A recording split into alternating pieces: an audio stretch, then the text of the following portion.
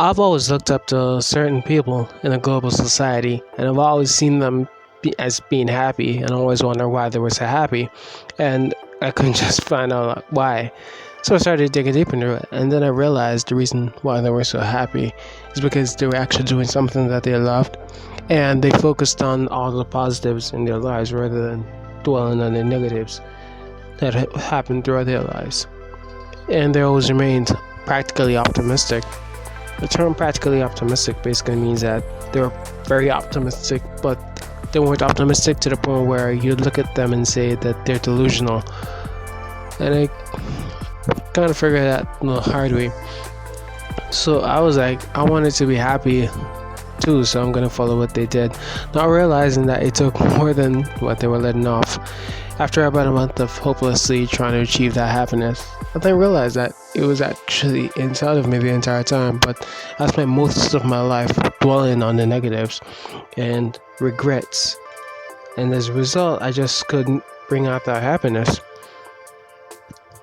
The minute you figure out that you have that happiness inside of you and you start to ignore all the negatives in your life, such as other people's opinions, and then you start focusing on making yourself happier and transferring all that happiness to the people around you, you immediately start feeling like you're a person with no limits. And that's how I felt.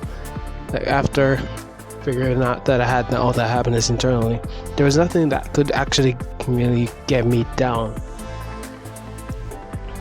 After graduating from school in 2017, I took a year from school to get some things done, and I also did some self-evaluation. And that's when I realized that there's certain things about me that I needed to change, certain things I needed to fix. And that's when I started focusing on the mental aspect of myself, where I'd motivate myself intrinsically, or do whatever I could to motivate myself rather than depending on the motivation of others. And this really helped me a lot. It took me a while to get to this point where I am now, but now I'm more motivated than ever. And it's because I started listening to the positive speakers. It's not because I listened to positive speakers on YouTube or whatever. That helped too, but it's mainly because I started blocking out all the negatives and started developing myself and becoming the best version of me. You don't need money to be happy, but it's also nice to have. If you don't know who you are or what you want to do for the rest of your life, imagine this. What do you love to do the most that if it came down to it, you'd rather do it for the rest of your life than to do something else?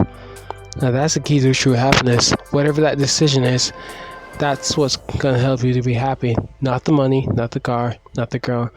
Yeah, sure, all of these things are nice to have, but they'll never make you happy. Once you start spending every day working on your passion, focusing on yourself, and making yourself happy, and then start spreading the happiness to others around you, you'll always be happy internally because you've accomplished something that only a small percentage of the global population has ever been able to achieve. Another thing, most of you already have your passion and are actually thinking about dropping out of school or stop focusing on education to follow your dreams or passion. My advice to you is just don't. The minute you do, you'll regret it.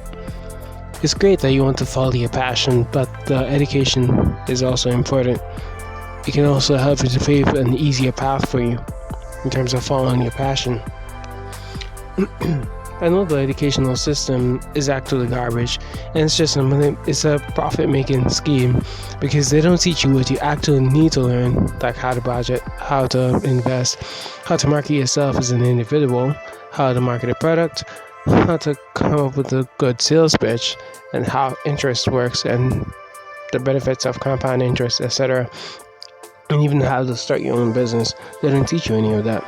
They only teach you how to get up early in the morning, work to somebody that you don't like, and then you have to spend 8 or 9 hours a day at that job that you don't like just so you can pay your taxes. That's kind of selfish when you look at it from what the government and everyone else in high society is pretty much instilling. The reason they don't teach these things is because if you knew what you should know, you would never remain poor, or their revenue from taxes would drastically reduce. Simply because, well, you always hear people saying that rich people don't pay taxes. It's not that they don't pay taxes, but they've found multiple ways of increasing their profits substantially with either reducing their taxes or maintaining the same level of taxes as someone who may have an income of, let's just say, $15,000 a month.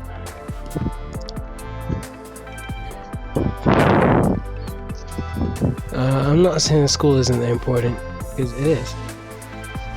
Well, they made it that way. You can't get a job without a degree or having the high school diploma or whatever.